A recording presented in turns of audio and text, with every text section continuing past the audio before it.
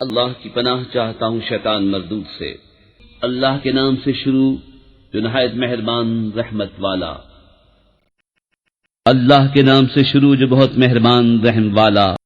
جب دھوپ لپیٹی جائے اور جب تارے جھڑ پڑیں اور جب پہاڑ چلائے جائیں اور جب تھل کی اونٹنیاں چھوٹی پھریں اور جب وحشی جانور جمع کیے جائیں اور جب سمندر سلگائے جائیں اور جب جانوں کے جوڑ بنے اور جب زندہ دبائی ہوئی سے پوچھا جائے کس خطا پر ماری گئی اور جب نامہ اعمال کھولے جائیں اور جب آسمان جگہ سے کھینچ لیا جائے اور جب جہنم بھڑکایا جائے اور جب جنت پاس لائی جائے، ہر جان کو معلوم ہو جائے گا جو حاضر لائی۔ تو قسم ہے ان کی جو الٹے پھرے سیدھے چلے تھم رہیں، اور رات کی جب پیٹ دے اور صبح کی جب دم لے، بے شک یہ عزت والے رسول کا پڑھنا ہے جو قوت والا ہے، مالک عرش کے حضور عزت والا، وہاں اس کا حکم مانا جاتا ہے، امانت دار ہے،